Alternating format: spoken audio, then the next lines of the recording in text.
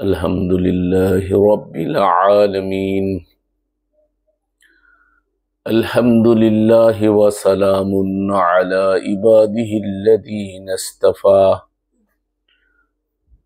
الحمد لله الذي أنزل على عبده الكتاب ولم يجعل له عوجا.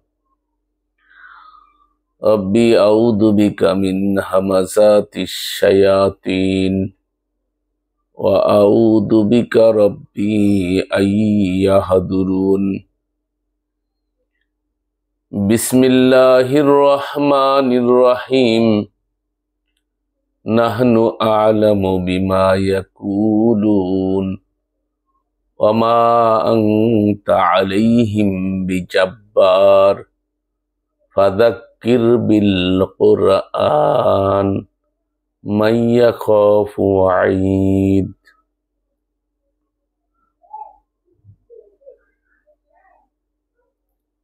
সকল প্রশংসা মহান রব্বুল আলামিনের জন্য। সম্মানিত দিনী ভাই ও ভগ্নীগণ, আসছে আমাদের ভারতবর্ষে ঠান্ডার মৌসুম তথা আমাদের প্রচলিত শোকট হুজুরদের ওয়াজের মৌসুম। মানুষ গ্রামে গঞ্জে সারাদিন পরিশ্রম করে ধান কাটবে, মলবে, নানা রকমের কাজের ব্যস্ততা, এবং এই ধানের মৌসুমে মানুষের কাছে যখন কিছু অর্থকড়ি আসে তখন এই মানুষরা দিনকে জানার জন্য, ইসলামকে জানা বোঝার জন্য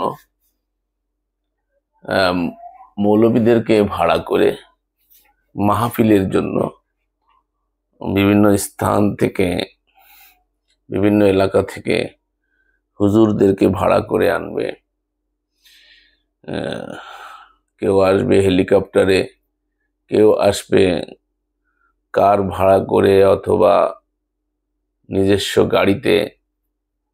গাড়ি নিয়ে গেলে আবার একটু টাকা পয়সা, হেলিকপ্টারে গেলে একটু টাকা পয়সা বেশি পাওয়া যায়, খরচ খরচা বেশি পাওয়া যায়। সেজন্য নানা দিক থেকে এক প্রান্ত থেকে আর এক প্রান্ত পর্যন্ত ছোটাছুটি চলবে।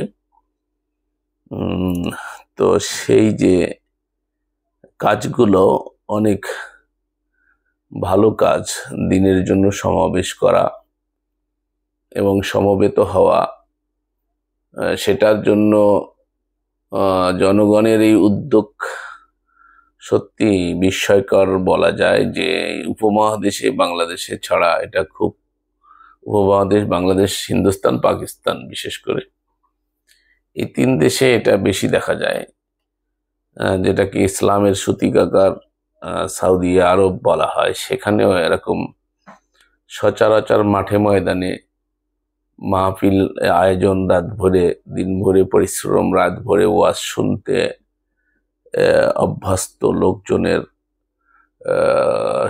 খুব কম দেখা যায়। আমি কয়েকটা দেশ ভ্রমণ করেছি, 5-7টা দেশ, তো এরকম খুব কম পড়েছে নজরে। সৌদি আরবে হজের সময়ও গিয়েছি, অন্যান্য জায়গায় দেখেছি কোরআন তেলাওয়াতের কিছু বিভিন্ন জায়গায়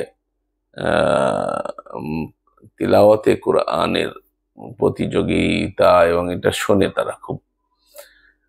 তবে এই যে মাহফিল আমাদের সমাজে হয়, এই মাহফিলগুলোর প্রয়োজনীয়তা কতটুকুন এবং এই মাহফিল থেকে মানুষ কি পাচ্ছে, দেখা যায় একটা বড় আশা নিয়ে কোনো একটা মাহফিলের আয়োজন করা হয়।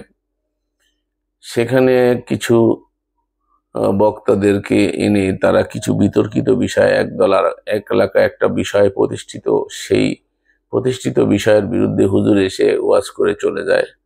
এরপরে মাহফিল কর্তৃপক্ষ পুরো বছর ধরে এই গ্লানি সহ্য করতে হয়, জনগণের রোষনালে পড়তে হয় যে তুমি কোন হুজুর নিয়ে আসছো, কি বক্তব্য দিয়ে গেল। তার মানে তাদের প্রতিষ্ঠিত চিন্তা চেতনার বিরুদ্ধে কিছু কথাবার্তা বলে গেল।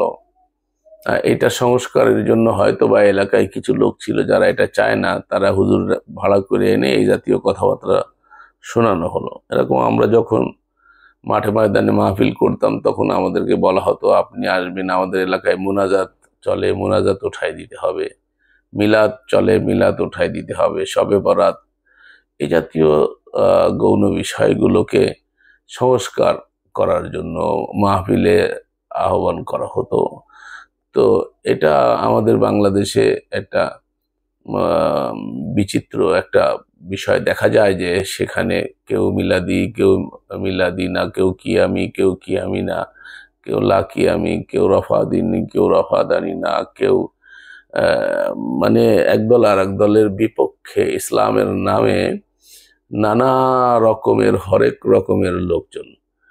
তো এই যে এক অবিভাজ্য ইসলামকে বিভিন্ন ভাগে সেক্টরে বিভক্ত করে তারা সেক্টারিয়ান বিষয়গুলোকে জাতির সামনে যে সেক্টরের সেই সেক্টরকে প্রাধান্য দিয়ে কথা বলে যায়, পরবর্তীতে এলাকার লোকজন সেটা নিয়ে একটা ঝামেলার মধ্যে পড়ে যায়।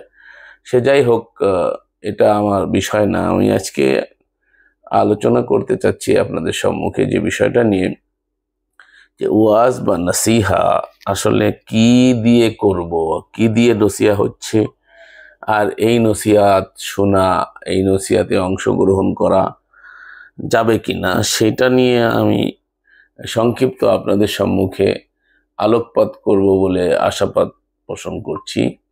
তো এই মর্মে আমি আপনাদের সম্মুখে কোরআনে কারিম থেকে 50 নম্বর সূরার লাস্টের আয়াতটা আবৃত করেছি, 45 নম্বর আয়াত। সেখানে আল্লাহ সুবহানাহু ওয়া তাআলা যেটা বলেছেন, নাহানু আলামু বিমা ইয়াকুলুন, নাহানু হে নবী অথবা আমরা, আলামু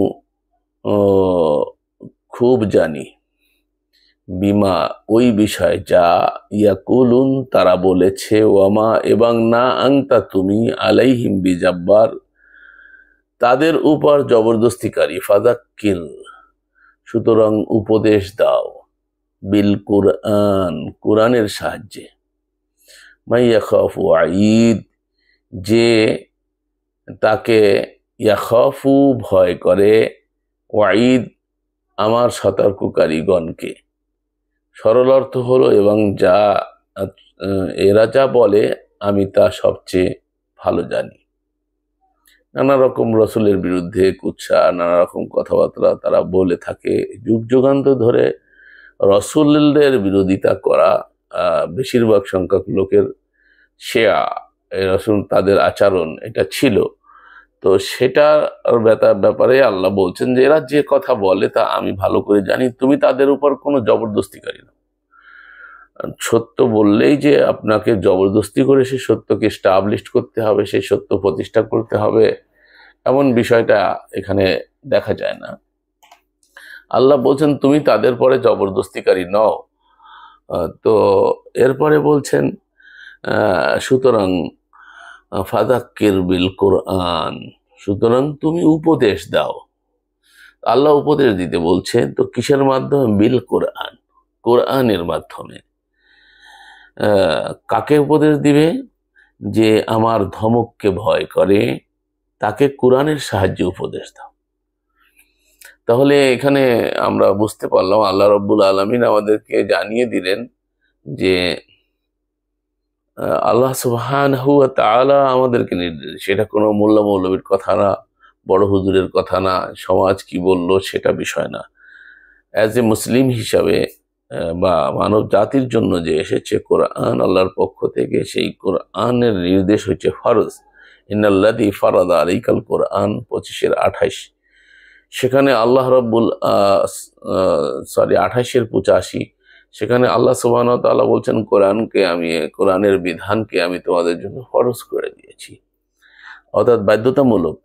তো আল্লাহ সুবহানাহু ওয়া তাআলা আহ্বান করতে, দাওয়াত দিতে, উপদেশ দিতে নির্দেশ করেছেন। তো উপদেশটা কি দিয়ে দিতে হবে? রসুলকে আল্লাহ রাব্বুল আলামিন যে নির্দেশ দিয়েছেন, নিশ্চয়ই আমরা বিশ্বাস করি রসুল সেটা ফলো করেছেন। রসুলকে জবরদস্তিকারী হিসাবে আল্লাহ আমাদের সমাজে একদল লোক তাদের আকীদা বিশ্বাসকে অন্যের পরে চাপিয়ে দিতে চায়। মাহফিলের মাধ্যমে হোক, বাহাস মুবাহাসার মাধ্যমে হোক, বাহাস করেন হুজুররা, বাহাস করে যার যার পক্ষে নিয়ে যেতে চায়। তো এই বাহাস মুবাহাসার মাধ্যমে হোক, যেভাবে হোক, বিশেষ করে উপদেশ দানের মাধ্যমে আমরা সত্য জানতে চাই এবং সত্য জানাইতে চাই। এটা ভালো উদ্যোগ, মহৎ উদ্যোগ, এতে কোনো সন্দেহ নাই। তবে এখানে হচ্ছেটা কি? আল্লাহ রাব্বুল আলামিন আমাদেরকে রসুলের মাধ্যমে যে শিক্ষাটা দিলেন যে রসুল তাদের প্রতি আপনি জবরদস্তিকারী নন। তারা যে সমস্ত বিরোধিতা করে, বিরোধীদের প্রতি রসুলকে আল্লাহ বলছেন যে রসুল আপনি জবরদস্তিকারী নন। এখানে দেখা যায় একদল হুজুররা খুব ফোর্স করে মানুষকে তাদের পক্ষে নিতে চায়। এটা আমরা এখন দেখতে পাচ্ছি, বর্তমান যে সময়টা চলছে, যে এই সময়টা আরো বেশি দেখা যাচ্ছে। তার কারণ এতদিন পর্যন্ত হুজুরদের পরে অনেক রকমের চাপ প্রয়োগ ছিল, যেটা আপনারা সবাই জানেন, সর্বজন বিদিত। অনেকেই মুখ খুলে কথা বলতে পারে নাই, এখন অনেকেই উন্মুক্তভাবে ধর্মের কথা বলছে। আর ধর্মীয় দাঙ্গাটা এখন একটু বেশি দেখা যায়। অনলাইন ঘাটলে দেখা যায় এক হুজুর আর এক হুজুরের বিরুদ্ধে ভোট চাইতে গিয়ে তারা যে সব কথাবার্তা বলছে, যে দিন কায়েমের নামে তারা ভোটাভুটি করবে, এবং ভোট চাইতে গিয়ে বলছে আমাদেরকে ভোট দিলে, এই মার্কায় ভোট দিলে রসুলকে ভোট দেওয়া হয়, এই মার্কায় ভোট দিলে জান্নাত অনিবার্য। তারপরে একদল বলতেছে যে উমকে কোনোদিন রসুলের উম্মাতুল মুমিনিন খাদিজা রাদিয়াল্লাহু তাআলা আনহা কখনো সালাত, সিয়াম, হজ এই জাতীয় কোনো কিছু করেন না, অথচ তিনি জান্নাতি। তো এই জন্য কি আমাদের পক্ষে থাকলেই এগুলো লাগবে না, এরকম ভাবে পরোক্ষভাবে হয়তো বা বোঝাতে চেয়েছে, আল্লাহু আলাম, আমি জানি না কারোর মনের খবর। তো এগুলো অনলাইনে আমরা দেখতে পাচ্ছি। আবার তার বিপক্ষে কথা বলছে। তো পক্ষে বিপক্ষে এই জাতীয় কথাবার্তা অনেক হচ্ছে, যেগুলো সর্বজন বিদিত, আপনারা জানেন। এক হুজুর আর এক হুজুরের বিরুদ্ধে কথা বলছে, অথচ এক ইসলাম যেটা আল্লাহর পক্ষ থেকে যেটা এসেছে সেটাই যদি বলবে, তাহলে এ ধরনের বিচিত্র এবং বৈপরীত্য আলোচনা হওয়ার কথা না, আসারও কথা না। তবে এটা হয়ে আসছে যুগ যুগান্তর ধরে, আমাদের এই উপমহাদেশে আমরা এগুলো দেখে আসছি। তো আমি আপনাদের সম্মুখে বলতে চাইছি, যেটা কোরআন থেকে, আমার নিজের পক্ষ থেকে কোনো কথা না।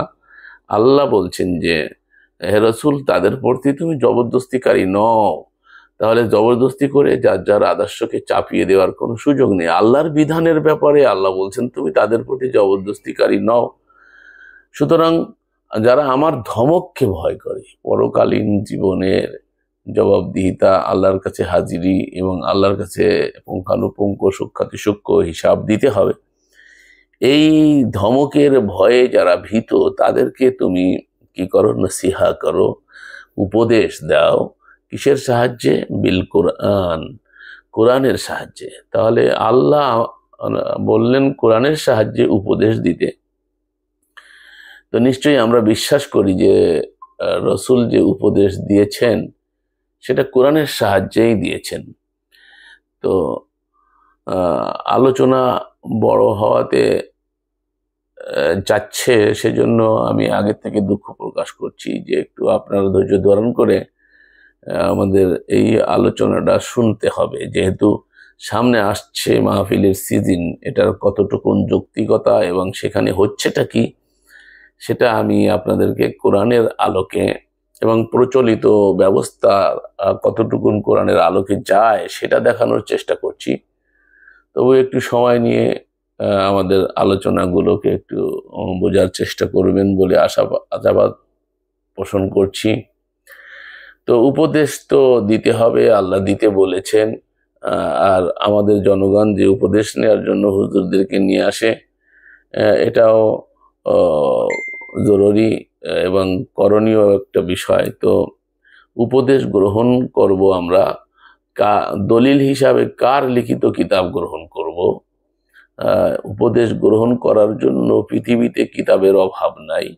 আমরা দেখতে পাই আমাদের মাসাজিদগুলো নিয়ে প্রতিদিন উপদেশ গ্রন্থ পাঠ করা হয়ে থাকে তালিমের নামে।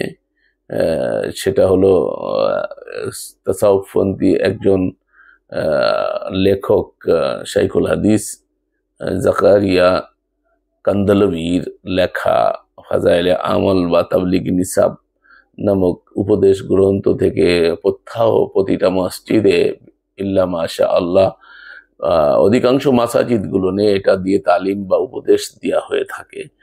যে উপদেশ থেকে শিক্ষা নিয়ে আমরা মাঠে ময়দানে ছড়িয়ে পড়ি এবং মোবাল্লিগরা এটা নিয়ে বিভিন্ন মাসাজিদগুলো নিয়েও নাসিহা আর উপদেশ দিয়ে থাকে এবং ওয়াজের মাহফিলেও প্রায় এই জাতীয় কথাবার্তা বলে থাকে। তো আমি আপনাদেরকে যেটা দেখালাম উপদেশ কোত্থেকে দিতে হবে সেটা একটি আয়াত নিয়ে আমরা পর্যালোচনা করছি। আজকে আমরা অনেকগুলো আয়াত কোরআন থেকে দেখাবো আল্লাহ চাহে তো আগে আমাদেরকে জানতে হবে যে এই উপদেশ গ্রহণ করার জন্য এই পৃথিবীতে কিতাবের যে অনেক কুতুব আছে, অর্থাৎ কিতাবের বহুবচন কুতুব, অনেক কুতুব আছে, কিন্তু আল্লাহ একটি কিতাবের কথা বলেছেন। ইসলামের শত্রুরা রসুলের নাম ব্যবহার করে হাজার হাজার সত্য মিথ্যার কিতাব রচনা করে পৃথিবীতে ছড়িয়ে দিয়েছে। সত্য কিছুটা থাকলে সত্য মিথ্যার মিশ্রণই বেশি, এবং এই বলে এই সমস্ত বাণী রসুল বলেছেন বলে মানে প্রচার করা হয়েছে। বর্তমানে এক শ্রেণীর মানুষ এই কিতাবগুলো প্রচার করে। আমরা ধারাবাহিকভাবে ইনশাআল্লাহ আলোচনা করব। কোরআন অস্বীকারীরা আমাদের বক্তব্য শুনতে চায় না, যদি মুখে বলে আমরা কোরআন মানি, কিন্তু কার্যত আমাদের এই বিষয়গুলো তারা জানতে চায় না। বিভিন্ন রকমের মন্তব্য তারা করে থাকে আমাদের বিরুদ্ধে। তো আমি তো আমার কথা বলছি না, আল্লাহ রাব্বুল আলামিন যেটা বলেছে সেটা আমি আপনাদের এই সব হুজুররা যে অনুবাদ করেছে ইসলামী ফাউন্ডেশনের, সেসব অনুবাদ থেকেই আপনাদেরকে দলিল শোনাবো। আর দলিল কোথার থেকে গ্রহণ করবেন? আল্লাহ রাব্বুল আলামিন বলছেন 45 নম্বর সূরার 20 নম্বর আয়াতে আল্লাহ বলছেন, এই কোরআন মানব জাতির জন্য সুস্পষ্ট দলিল। সূরায়ে জাসিয়া 20 নম্বর আয়াত। ইসলামিক ফাউন্ডেশন কোরআনুল কারীমের অনুবাদ আপনারা দেখে নেবেন। এটা আমার বানানো কোরআন নয়। আপনারা যে কোরআনের অনুবাদ পড়ে থাকেন, বাংলাদেশের ইসলামী ফাউন্ডেশনে জাতীয় মসজিদের খতিবের নেতৃত্বে যে অনুবাদ করা হয়েছে, প্রায় 20 জনের মতো আলিম উলামাদের তত্ত্বাবধানে, যেটা প্রতিটা মসজিদে আছে, দেয়া হয়েছে ইতিপূর্বে। তো ওইটা আপনারা পড়ে দেখবেন সেখানে কি বলা হয়েছে। আমি আয়াতের রেফারেন্স আপনাদেরকে দিচ্ছি। তো পর্যালোচনায় আয়াত নিয়ে আমরা করতে পারি মানব জাতির জন্য সুস্পষ্ট দলিল কোনটি। যদি প্রশ্ন আসে তাহলে উত্তর হবে আল্লাহর কোরআন। আল্লাহর পক্ষ থেকে দলিল হলো কোরআন। কোরআনকে আল্লাহ দলিল বলেছেন, এটা দলিলের কিতাব। আপনার কুল হাতু বুরহানাকুম ইন কুনতুম সাদিকিন, তোমরা যদি তোমাদের দাবিতে সত্যবাদী হও তাহলে কি করো? আল্লাহ বলছেন দলিল দেখাও। ইহুদিরা বলতো যে আমরা ছাড়া কেউ জান্নাতি না, আমরা শুধু জান্নাতে যাব। আর ক্বালু লান তামাসসানান নার ইল্লা আইয়ামাম মাদুদাত, নির্দিষ্ট কয়েকদিন ছাড়া আমরা জাহান্নামে তো যাব না, যদি যাই তাহলে কিছু দিনের জন্য জাহান্নামে থাকবো, এরপরে আল্লাহ আমাদেরকে জাহান্নাম থেকে বের করে নেবেন। যে এই জাতীয় যে কনসেপশন, যেটা আপনি সূরা আল বাকারার 80 থেকে নিয়ে যদি পড়া শুরু করে দেন তাহলে ওখানে দেখতে পাবেন যে তারা এই কথাগুলো বলতো ঠিক অ্যাজ ইট ইজ। একই রকমের ওয়াজ আজকে আমাদের সমাজে হুজুররা করে যাচ্ছে। তারা বলছে কলমা পড়নেওয়ালা মুসলমান একদিন না একদিন সাজা খেটে জান্নাতে যাবে। অথচ যদি আমরা দেখি ওখানে 79, 80, 81, 82 আয়াত যদি দেখি, সেখানে দেখবো যে জান্নাতি এরাও চিরস্থায়ী হবে। ইসলামী ফাউন্ডেশনের অনুবাদটা দেখেন, বেশি দূরে যাওয়া লাগবে না। আপনার কাছে যদি বা আপনার মসজিদে যদি এই কোরআনটা থাকে, আমি আয়াতের রেফারেন্স দিচ্ছি, আমি আমার কথা বলছি না, আপনাদেরই হুজুরদের অনুবাদ সেটা আপনারা দেখুন। আমার প্রতি খড়খস্ত না হয়ে আমি কোরআনের অনুবাদ দিচ্ছি, আয়াত নাম্বার, রেফারেন্স নাম্বার দিচ্ছি, আপনারা দেখুন আমার কথা সত্য কিনা। ওখানে লেখা আছে যে যারা জান্নাতে যাবে তারা স্থায়ী হবে, খালিদিনা ফিহা আবাদা, যারা জাহান্নামে যাবে তারা চিরস্থায়ী হবে। ইহুদিরা দাবি করতো যে আমরা স্থায়ীভাবে জাহান্নামে থাকবো না, কিছুদিন পরে আমাদেরকে বের করে নেওয়া হবে। তো আল্লাহ বললেন তোমাদের সাথে স্পেশাল ভাবে আল্লাহর সাথে কোনো চুক্তি টুক্তি হয়েছে কিনা, অর্থাৎ এরকম কোনো কথা আল্লাহ সুবহানাহু ওয়া তাআলা তো বলেন নাই। তোমরা কেন আল্লাহর নামে এই জাতীয় মিথ্যা রচনা করছো, যেটা আল্লাহ বলে নাই সেটা আল্লাহর নামে কেন চালাচ্ছ? আমাদের মাহফিলগুলোনে কিন্তু এই জাতীয় কথাবার্তাই হবে। তারা মুসলমানদেরকে কলমা পড়ে মুসলমান হইলে এই মুসলমানরা যে একদিন না একদিন জান্নাতে যাবে, সামান্য পরিমাণ যদি কারোর মধ্যে ঈমান থাকে তাকে একদিন না একদিন জাহান্নাম থেকে বের করে আনা হবে, এ জাতীয় অনেক কথাবার্তা আমরা আমাদের এই হুজুরদের মুখ দিয়ে মাহফিলে নাসিয়ামূলক কথাবার্তা শুনে থাকবো, এবং আমরা খুশিতে গদগদ হয়ে যাই আর মনে করি যে যে একদিন তো একদিন যাব জান্নাতে, তো কোনো না কোনো ভাবে একদিন যাব। তো এটা জাহান্নামকে যে আল্লাহ ভয় দেখিয়েছেন আমাদেরকে, জাহান্নামের ভয় কোরআনের শুরু থেকে আল্লাহ রাব্বুল আলামিন বলছেন ওয়াকুদুহান নাস ওয়াল হিজারা উইদ্দাত লিল কাফিরিন, জাহান্নামের আগুনের ইন্ধন মানুষ এবং পাথর দিয়ে বানানো হবে।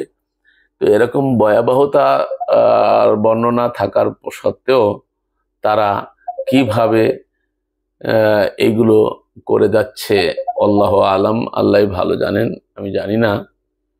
তবে আমরা আপনাদেরকে বলতে চাই যে এই জাতীয় কনসেপশন কোরআন থেকে আমরা পাই না। তো আমি যদি একটু কোরআনে দেখি যে আল্লাহ রাব্বুল আলামিন আমাদের জন্য যে তারা যে দাবি করতো, দাবি করলেই হবে না। আল্লাহ বলছে কুল হাতু বুরহানাকুম ইন কুনতুম সাদিকিন, তোমরা যদি তোমাদের দাবিতে সত্যবাদী হও তাহলে দলিল দেখাও। তো তারা দলিল দেখাতে পারছে না, উপরন্ত এই জাতীয় যেসব দলিল থেকে তারা দলিল দেয় সেটা কিন্তু দলিলের কিতাব নয়। তারা তো অনেক কিছু দিয়ে দলিল দেবে, এটা তো আপনাদের জানা কথা। তাদের তো দলিলের বইয়ের অভাব নাই। দলিল তো দুই প্রকারের হয়ে থাকে, একটা সঠিক দলিল আর একটা জাল দলিল। তো সঠিক দলিল দিয়ে, জাল দলিল দিয়ে কিছুদিন হলেও জমি জমা ভোগ করা যায়, কিন্তু যখন দুদকের মামলায় পড়ে যায়, সত্যটা উদ্ঘাটিত হয়, সত্য কখনো চাপা থাকে না। আর আগুনকে যেমন আপনার কাপড় দিয়ে চেপে রাখা যায় না, ঠিক ধামাচাপা দিয়ে সত্যকে লুকিয়ে রাখা যায় না। সত্য চির অম্লান, সবসময়ের জন্য সত্য অম্লানই থাকে। যেমন আপনি একটা স্বর্ণ টুকরাকে যদি গার্ডার লাইনের মধ্যে, ময়লার মধ্যে পড়ে যায়, আবর্জনার মধ্যে পড়ে থাকে, হাজার হাজার বছর ধরে পড়ে থাকে, চতুর্থ সাইডে হয়তো ময়লা লেগে থাকবে, আপনি দেখতে পাবেন না, কিন্তু উঠায় নিয়ে আসলে এই স্বর্ণই থাকবে। ওটাকে একটু ধুয়ে নিলেই স্বর্ণ থাকবে, ওর থেকে কোনো রকমের মানে কোনো কিছু স্বর্ণ রূপা হয়ে যাবে না, ভিন্ন কিছু ধাতব দ্রব্য হবে না। তো ঠিক সত্য চির অম্লান, সবসময়ের জন্য আল্লাহর যে হক দলিল সত্য, এই সত্য উদ্ঘাটিত হবে, উদ্ভাসিত হবে যখন আলহামদুলিল্লাহ এখন শুরু হয়েছে। আমরা গুটি কয়েকজনে শুরু করেছিলাম, তো সেটা এখন আলহামদুলিল্লাহ এখন অনলাইনে দেখা যায় যে অনেকেই কোরআনের কথা বলছে, কোরআন দিয়ে উপদেশ দিচ্ছে। আলিম উলামাদের মধ্যে তো ছিল না বললেই চলে, এখন কিছু এসেছে আলহামদুলিল্লাহ। তো আমরা সূচনা করেছিলাম, কিছু ভাইয়েরা, তো ভুলভ্রান্তি তো আমাদের থাকবে স্বাভাবিক, তার ভিতর থেকে আমরা যে কাজটা শুরু করেছি তার একটা রেনেশা আলহামদুলিল্লাহ এখন দেখা যাচ্ছে। শুকরিয়া আলহামদুলিল্লাহ রব্বিল আলামিন।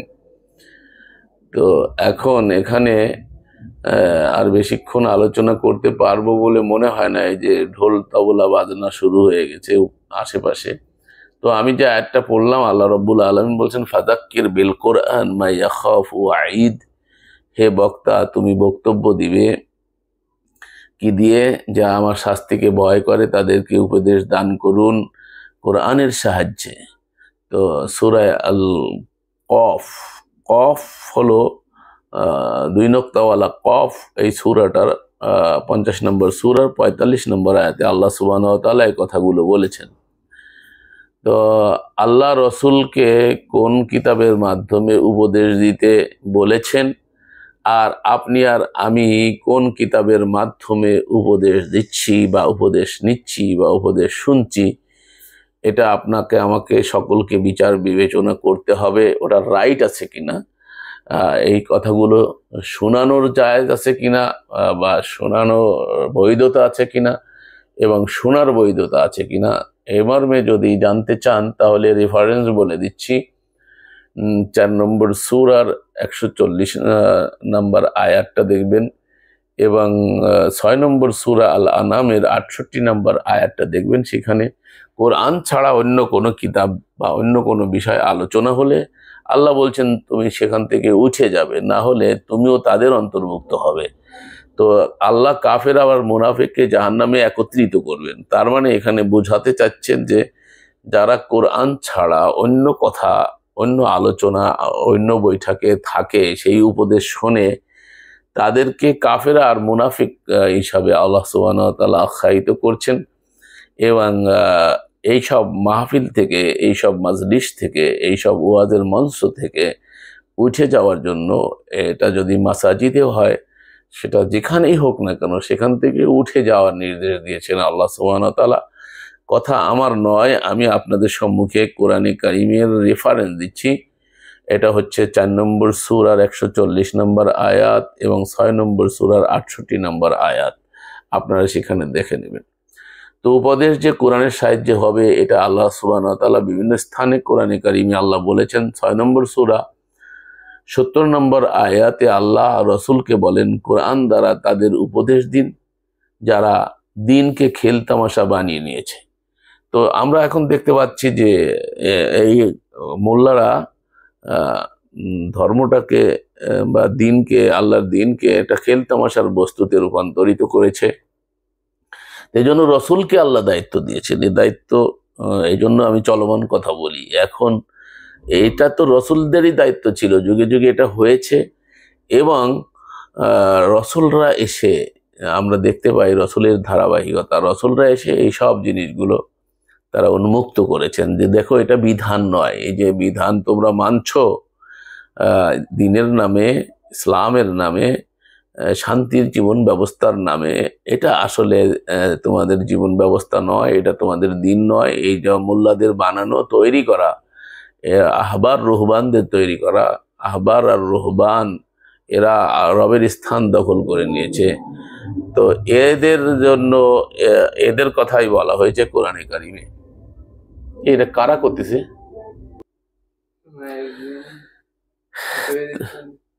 উপমহাদেশে এই যে বিভ্রান্তি, ঢোল তবলা, বিবাহের অনুষ্ঠানে এগুলো যা হয় আর কি।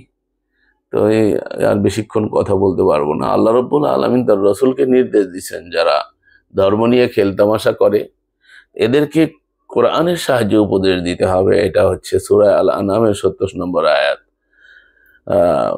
রসুল কিসের মাধ্যমে উপদেশ দিতেন? আল্লাহ কোরআন দ্বারা উপদেশ দিতে বলেছেন। আর কোরআন অস্বীকারীরা কিসের মাধ্যমে উপদেশ দেয়? যারা নিজেদেরকে কোরআনের মাহফিলের নামে, কোরআনের তাফসিরের নামে, তাফসির মাহফিলের নামে যে সমস্ত গাল গল্প আর কিচ্ছা কাহানি বলা হয়ে থাকে, আপনাদেরকে স্বনির্বন্ধ অনুরোধ করব, দয়া করে একটু আল কোরআনকে পড়ুন অর্থ সহকারে। আপনারা দেখতে পাবেন যে এরা কোরআনের তাফসিরের নামে, কোরআনের নামে কি ধরনের মিথ্যাচারগুলো করে যাচ্ছে যুগ যুগান্তর ধরে। মসজিদের মেম্বারে বসে মিথ্যা কথা বলছে, যেটা কোরআনের সাথে যায় না, যারা আল্লাহর বিধানের সাথে যায় না, এই জাতীয় কথাবার্তা তারা অহরহ বলে যাচ্ছে। আর এটা আপনি ধরতে পারবেন না যতক্ষণ পর্যন্ত আপনি কোরআন না পড়বেন। এই জন্য কোরআনকে বলা হয়েছে ইন্নাহু লাকাউলুন ফাসলুন। এটা হচ্ছে পৃথক্যকারী, পার্থক্যকারী, ফাসলুন ফয়সালাকারী কিতাব। কোরআন আপনাকে ফয়সালা দিবে যে কোনটা সত্য কোনটা মিথ্যা। কোরআনকে আল্লাহ মিজান বলেছেন, মানদণ্ড বলেছেন। কোরআনকে আল্লাহ ফুরকান বলেছেন, হক বাতিলে পার্থক্য সূচিত করে, কোনটা সত্য কোনটা মিথ্যা এটা নির্ণয় করবে কোরআন। অতএব আপনাকে এই বিষয়ে সচেতন হতে হবে যে আমরা কি শুনতেছি, কার কথা শুনতেছি, কিসের কোন জিনিস দিয়ে আমাদেরকে উপদেশ দিচ্ছে, সেই বইটাকে আমরা যে যাচ্ছি, এটা যাওয়ার অনুমোদন আল্লাহ আমাদেরকে দিয়েছেন কিনা। আল্লাহ এটার অনুমোদন দেন নাই। আমি স্পষ্টত আয়াত আপনাদের সামনে তুলে ধরলাম, আপনারা দেখে নেবেন। কোরআনকে পিছনে রেখে মানুষের বানানো কিতাব দ্বারা উপদেশ দেয়, তারা একটু ভেবে দেখুন যে সেদিন ধরা পড়ে যাওয়ার সমূহ সম্ভাবনা আছে। আর এটা তো কোরআনে অনেক আয়াত দ্বারা প্রমাণিত। কোরআন দ্বারা ভয় এবং উপদেশ দিতে হবে, এটা আল্লাহ 6:61 বলেছেন, 51 বলেছেন। আল্লাহ রসুলকে বলেন, আপনি এই কোরআন দ্বারা তাদেরকে ভয় দেখান যারা রবের নিকট একত্রিত হওয়াকে ভয় করে। একদিন আমাদের সকলকেই একত্রিত হতে হবে। যারা আজকে মানে কোরআন বহির্ভূত কথা বলছে, তারা যে ভয় করছে না, অথচ রসুলকে আল্লাহ নির্দেশ দিয়েছেন, রসুল আপনি এদেরকে ভয় দেখান, কোরআন দিয়ে ভয় দেখান তাদেরকে একত্রিত হওয়ার দিন, যাদিন আল্লাহ রাব্বুল আলামিন বলেছেন কেউ কারো কোনো কাজে আসবে না। ইয়াউমা ইয়াফিরুল মারউ মিন আখিহি ওয়া উম্মিহি ওয়া আবিহি ওয়া সাহিবাতিহি ওয়া বানি। সেদিন বাপ তার সন্তান থেকে পলায়ন করবে, মা তার সন্তান থেকে পলায়ন করবে, ভাই ভাই থেকে পলায়ন করবে, স্বামী স্ত্রী থেকে পলায়ন করবে। এক বিভীষিকাময় দিনে, যেদিন কেউ কারো কোনো কাজে আসবে না। তো সেই দিনের যারা তাদেরকে এই বিষয়ে ভয় দেখান যে এদেরকে একত্রিত করা হবে, তো এদেরকে কোরআনের সাহায্যে আপনি উপদেশ দিন। আল্লাহ কোরআনের সাহায্যে উপদেশ দিতে বলেছেন রসুলকে। সূরা আল আনামের 51 নম্বর আয়াত। কোরআনের মধ্যেই মঙ্গল আছে। আল্লাহ রাব্বুল আলামিন বলেন 6 নম্বর সূরা আল আনামের 155 নম্বর আয়াতে আল্লাহ বলছেন, এটি এমন একটি কিতাব যা আমি অবতীর্ণ করেছি খুব মঙ্গলময়, অতএব এর অনুসরণ করো এবং ভয় করো, তাহলে তোমাদের প্রতি কি হবে, দয়া করা হবে। সূরা আল আনাম। তো এখানে আল্লাহ কোরআনকে মঙ্গলময় কিতাব বলেছেন। তো মঙ্গলময় কিতাবের মধ্যে মঙ্গল নিহিত, মানবতার কল্যাণ নিহিত। আর যেখানে কল্যাণ নাই, যেখানে অকল্যাণ নিহিত, সেটার দিকে আমরা ধাবিত হচ্ছি, সেটা পড়ছি, সেটা পড়াচ্ছি, সেটা প্রচার করছি, সেটা দিয়ে নসিহত করছি। এর কতটা যুক্তিযুক্ত যারা আপনারা মাহফিল করাচ্ছেন, মাহফিল শুনছেন বা শোনাচ্ছেন, তাদের সকলের প্রতি আমাদের অনুরোধ থাকবে যে যদি সত্যি পরকালকে ভয় করেন আর পরকালের ভয়ে এই কাজগুলো করে থাকেন, তাহলে এগুলো বিবেচনায় আনা আপনার আমার জন্য একান্ত অপরিহার্য বলে আমি মনে করি।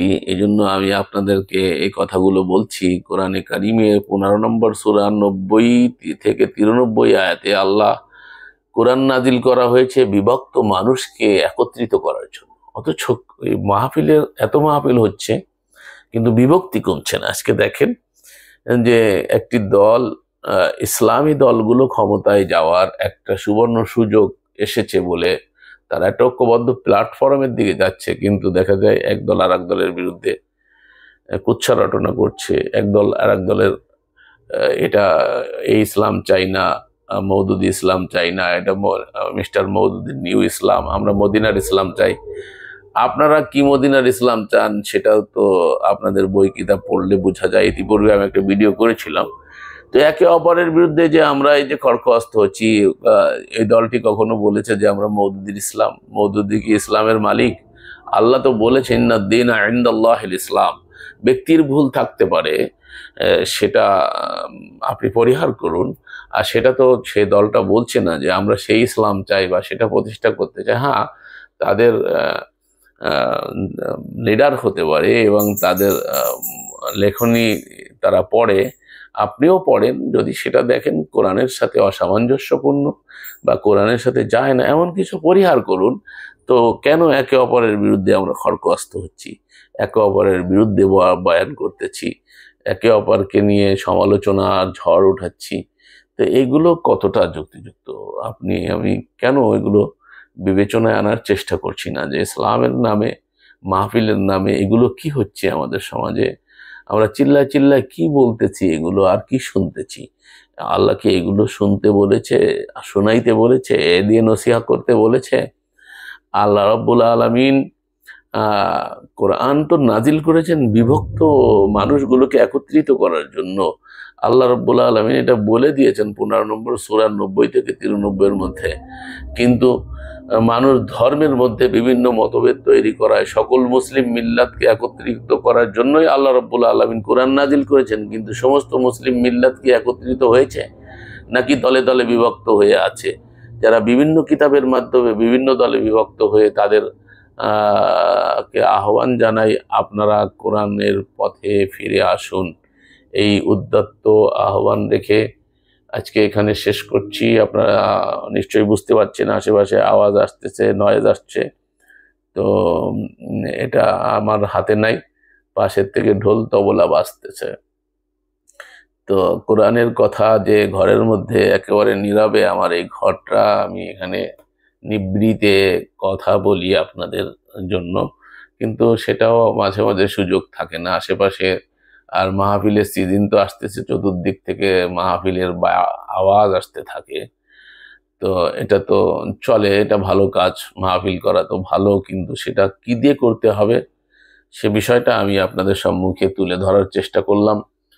আপনারা বোঝার চেষ্টা করবেন, উপলব্ধি করার চেষ্টা করবেন। এবং মাহফিলের সিজন আসতেছে, তো এই মাহফিল আসলে কি দিয়ে করতে হবে, কোরআনের নামে কি হচ্ছে, এগুলো আমাদেরকে চোকান্না থাকতে হবে, হুঁশিয়ার থাকতে হবে। মহান আল্লাহ আমাদের সকলকে বুঝার, উপলব্ধি করার তৌফিক দান করুন। ওয়া আলা রাসূলিল্লাহিল বালাগুল মুবিন।